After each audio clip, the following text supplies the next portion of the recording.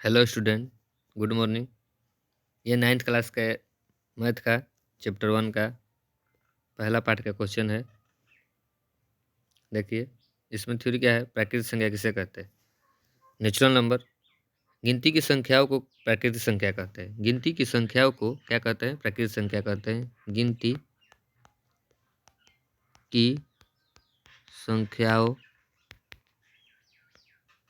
को प्राकृतिक संख्या कहते हैं। क्या है, गिनती की संख्याओं को क्या कहते हैं, प्राकृतिक संख्या कहते हैं। पूर्ण संख्या, गिनती की संख्याओं में देखिए, गिनती की संख्याओं में पहले शून्य लग जाता है जिसे पूर्ण संख्या कहते हैं। गिनती की संख्याओं में क्या है, पहले पूर्ण लग जाता है, उससे शून्य लग जाता है, उसे क्या कहते हैं, पूर्ण संख्या कहते हैं। तो इसका क्या होता है, पूर्ण संख्या किसे कहते हैं, यदि यदि गिनती की संख्याओं में पहले शून्य लग जाता है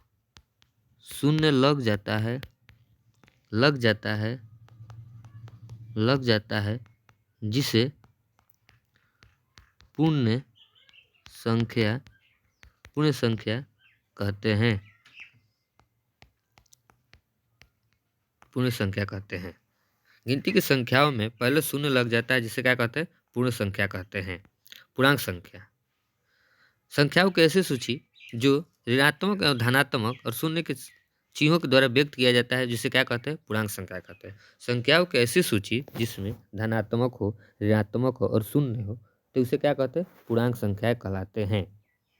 पूर्णांक संख्या कहलाते हैं। नेक्स्ट क्वेश्चन मैं इसको समझा रहे हैं, ठीक है। इसके बाद क्या है, पूर्णांक हो गया परिमेय संख्या। वह संख्या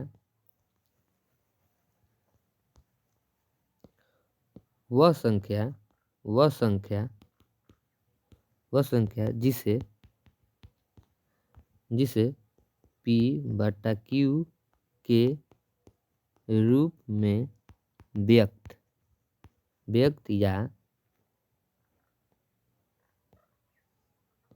या लिख सकते हैं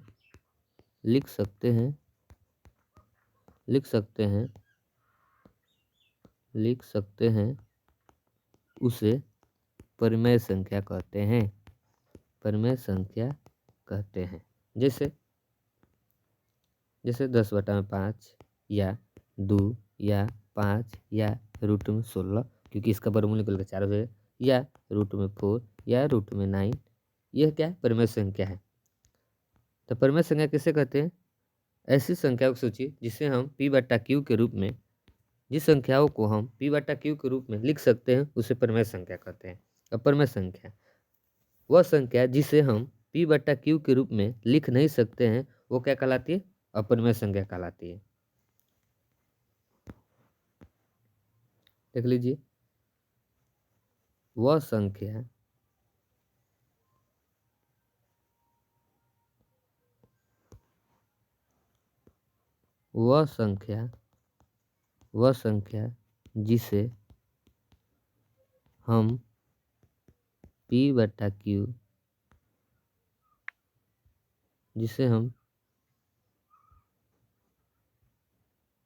जिसे हम P बटा Q के रूप में व्यक्त या लिख नहीं सकते हैं,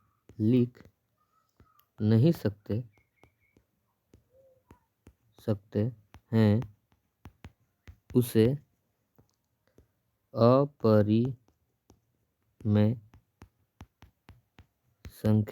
अपरिमेय संख्या कहते हैं।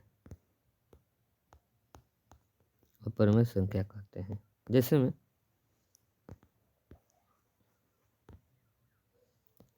√3, √5, √7 और पाई क्या है, एक परिमेय संख्या है, क्योंकि इसका मान निकालने पर डॉट डॉट डॉट में अनंत तक जाएगा।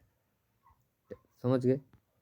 अपरिमेय संख्या किसे कहते हैं, सम संख्या, वह संख्या जिसके इकाई स्थान पर 0, 2, 4, 6, 8 हो, उसे सम संख्या कहते हैं। विषम संख्या, वह संख्या जिसके इकाई स्थान पर 1, 3, 5, 7, 9 हो, वो क्या कहलाता है, विषम संख्या कहलाता है। आभाज्य संख्या, ऐसी संख्या जो एक और अपने आप के अलावा किसी अन्य संख्या से विभाजित नहीं होती है उसे क्या कहते हैं? अभाज्य संख्या कहते हैं। वह संख्या जो एक और अपने आप के अलावा किसी अन्य संख्या से विभाजित नहीं होती है उसे क्या कहते हैं? अभाज्य संख्या कहते हैं। और वह संख्या जो एक और अपने आप के अलावा किसी अन्य संख्या से भी विभाजित हो जाए उसे क्या कहते हैं? भाज्य संख्या कहते हैं। देख लीजिए, लिख देते हैं अभाज्य संख्या वह संख्या वह संख्या वह संख्या जो एक और अपने आप के अलावा किसी दूसरे संख्या से भाग ना लगे उसे अभाज्य संख्या कहते हैं। जैसे सबसे छोटी अभाज्य संख्या 2 है, यह एक और सिर्फ 2 ही से कटेगा। इसके बाद एक क्या हो गया? 3। 3 में क्या है? 1 से कटेगा या तो केवल 3 से कटेगा। 5 1 से ही कटेगा या 5 से ही कटेगा। 4 ले लीजिए तो गलत हो जाएगा क्योंकि 1 से भी कटेगा, 2 से भी कटेगा, 4 से भी, क्योंकि 2 से अधिक से कट गया ना तो क्या हो जाएगा? भाज्य संख्या हो जाएगी। 7 क्या है? 1 से भी कटेगी, 7 से ही कटेगी, तो क्या हुआ? एक अभाज्य संख्या हो गया। ये भाज्य संख्या वह संख्या जो एक और अपने आप के अलावा किसी अन्य संख्या से भी भाग लग जाए उसे क्या कहते हैं? भाज्य संख्या कहते हैं। जैसे देख लीजिए, ये 1 से भी कटेगा, 2 से भी कटेगा और 4 से भी कटेगा। ऐसे ही 8 6 नंबर देख लीजिए, 6 है, 1 से भी कटेगा, 2 से भी कटेगा, 3 से भी कटेगा और 6 से भी कटेगा, तो क्या हो जाए? एक भाज्य संख्या हो गई। 8 ये 1 से भी कटेगी, 2 से भी कटेगी और 4 से भी कटेगी और अपने आप से कटेगी, तो क्या हो जाए? एक भाज्य संख्या हो गया। ठीक है,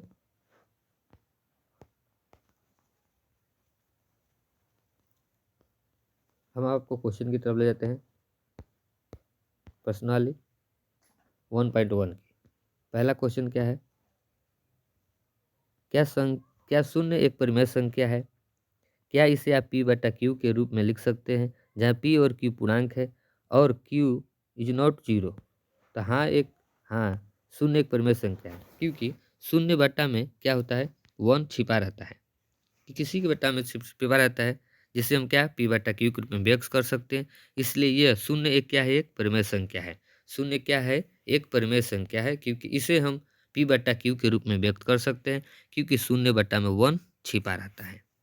यही इसका मेन प्रयोजन है, किसे p बटा q के रूप में लिख सकते हैं। दूसरा क्वेश्चन, 3 और 4 के बीच 6 परिमेय संख्या ज्ञात कीजिए। 3 और 4 के बीच कितनी परिमेय संख्या? 6 परिमेय संख्या ज्ञात कीजिए। देख लीजिए, जितनी भी परिमेय संख्या का है, 3 और 4 के बीच कितना बोला है? 6 परिमेय संख्या। जितनी भी परिमेय संख्या बोले उसमें क्या कर देना है? एक ऐड कर देना, मतलब 6 परिमेय संख्या बोला है तो उसमें एक जोड़ देंगे, कितना हो जाएगा? 7। और जिसमें बोला 3 और 4 के बीच में ना, तो दोनों में 7 से ऊपर नीचे मल्टीप्लाई कीजिए। जैसे 3 में हम क्या किए? ऊपर में 7 से गुणा किए, हर में भी 7 से किए, अंश में भी 7 से कर दीजिए, हर में 7 से गुणा कर दीजिए, तो इसका कितना हो जाएगा? 21 बटा में 7 आ गया। 21 बटा में कितना आ गया? 7 आ गया। 21 बटा में कितना आ गया? 7। फिर इससे भाग दीजिए, 7 से अगर 3 में दीजिएगा तो फिर वही 3 के 3 आ जाएगा। ठीक है, तो भाग नहीं देना है, 21 बटा में 7 रख देना है।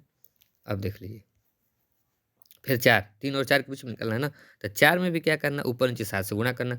4 से 7 चौके 28, 7 एकम 7 हो गया। और इन दोनों के बीच में अब क्या करना है? परिमेय संख्या निकाला, तो 21 और 28 के बीच में लिख दीजिए।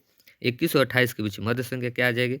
एक 22 बटा में 7 आ जाएगी, एक 23 बटा में 7 आ जाएगी, एक 24 बटा में 7 आ जाएगी, एक 25 बटा में 7 आ जाएगी, एक 26 बटा में 7 आ जाएगी, एक 27 बटा में 7 आ जाएगी। लेकिन लीजिए 1 2 3 4 5 6 6 पूछा था, 6 परिमेय संख्या आ गया। एक बार और देख लीजिए, बहुत ईजी है, इसमें कोई भारी वाली चीज़ नहीं है। 3 और 4 के बीच 6 परिमेय संख्या ज्ञात कीजिए। जितनी परिमेय संख्या पूछेगा, जैसे 7 पूछ दिया तो एक जोड़ देंगे 8 हो जाएगा, 5 पूछा तो एक जोड़ देंगे 7 हो जाएगा, 6 हो जाएगा, अगर 4 पूछा तो उसमें एक जोड़ देंगे 5 हो गया। जिससे जितना पूछे उसमें एक जोड़ देना है और उसी से मल्टीप्लाई ऊपर से ऊपर अंश में भी और हर में भी दोनों में कर देना है हमको, करके मल्टीप्लाई कर दीजिए। देख लीजिए, इसमें कर दिए, 3 में क्या है कि ऊपर नीचे दोनों में कर दीजिए, तो इतना आ गया 21/7 आ गया। अब 4 में भी क्या करना है, ऊपर नीचे दोनों में कर देना है, तो कितना है 28/7 आ गया। और इन दोनों के बीच में जो आता है वो हम संख्या लिख दिए, और यही है 3 और 4 के बीच क्या है 6 पर में संख्या। नेक्स्ट क्वेश्चन क्या है, 3/5 और 4/5 के बीच 5 पर में संख्या लिखना है। 3/5 और 4/5 के बीच कितनी पर में संख्या, 5 पर में संख्या। तो 5 में क्या करना है, एक हम जोड़ दिए, कितना आ गया 6, और 6 से मल्टीप्लाई ऊपर नीचे दोनों में कीजिए। देखिए 6 में मल्टीप्लाई ऊपर नीचे दोनों में कर दीजिए, 6 18 या 3 6 18 और 5 6 30, आ गया 18/30। दूसरा देख लीजिए, 4/5 में फिर मल्टीप्लाई ऊपर 6 और 6 से ऊपर भी 6 से नीचे, क्योंकि कट के एक भी आ सकता है ना, इससे मल्टीप्लाई कीजिए तो कोई फर्क नहीं, एक आ जाता है, मगर निकालने के लिए हमको मल्टीप्लाई करना है। देख लीजिए, मल्टीप्लाई 6 से भी कर दी अपने, कितना है 6 चौके 24/30। अब 18 और 30 के बीच में 5 पर में संख्या, 18 और 24 के बीच 5 पर में संख्या लिख दीजिए। देख लीजिए, एक बार और समझा देते हैं, 3/5 और 4/5 के बीच 5 पर में संख्या ज्ञात कीजिए, जितना कहेगा उसमें क्या करना है, एक को जोड़ देना, 6 आ गया मेरा। और 6 से मल्टीप्लाई ऊपर नीचे दोनों में कर दीजिए, 18/30 आ गया। फिर 4/5 में गुणा 6 से ऊपर भी करना है, 6 से नीचे भी करना है, कितना है 6 चौके 24 बटा में क्या गया 30। अब 18 और 24 के बीच मध्य संख्या कौन कौन आएगी, 19 आएगी, 20 आएगी, 21 आएगी, 22 आएगी, 23 आएगी। अब नीचे 23 30 30 सब में लगा देना, देखो 18 और 30 के बीच 18/30 और कितना है 24/30 के मध्य लिखना है, तो 19/30, 20/30, 21/30, 22/30, 23/30, ये आपका आंसर हो गया। एक बार आप ध्यान से देख लीजिए, स्क्रीनशॉट ले लीजिए, पीडीएफ चाहिए तो मैसेज कर दीजिएगा मेरे नंबर पर, इसका पीडीएफ भी मिल जाएगा 72 092 10 698। नेक्स्ट क्वेश्चन देख लीजिए 4 नंबर, नीचे दिए गए कथन सत्य है या असत्य है, कारण के साथ अपना उत्तर दीजिए। पहला क्वेश्चन है क्या, प्रत्येक प्राकृत संख्या एक पूर्ण संख्या होती है। प्राकृत संख्या किसे कहते हैं, गिनती की संख्याओं को, गिनती की संख्याओं को क्या कहते हैं, प्राकृत संख्या कहते हैं। गिनती की संख्याओं क्या कहते हैं, प्राकृत संख्या कहते हैं। गिनती की संख्याओं क्या कहते हैं, प्राकृत संख्या कहते हैं। गिनती की संख्याओं को क्या कहते हैं, प्राकृत संख्या कहते हैं। गिनती की संख्या लिख दिए 1 2 3 4 5 6, गिनती हम लिख दिए। अब क्या कहता है, प्रत्येक प्राकृत संख्या, प्राकृत संख्या गिनती की संख्या, प्राकृत संख्या एक पूर्ण संख्या है, तो पूर्ण संख्या क्या है 0 1 2 3 4 5 6, तो क्या है मिल रहा है कि नहीं मिल रहा है, मिल रहा है कि नहीं मिल रहा है, प्राकृत संख्या मिल रहा है कि मिल रहा है, तो क्या है एक सत्य है, सत्य है, मिल सकता है तो सत्य है।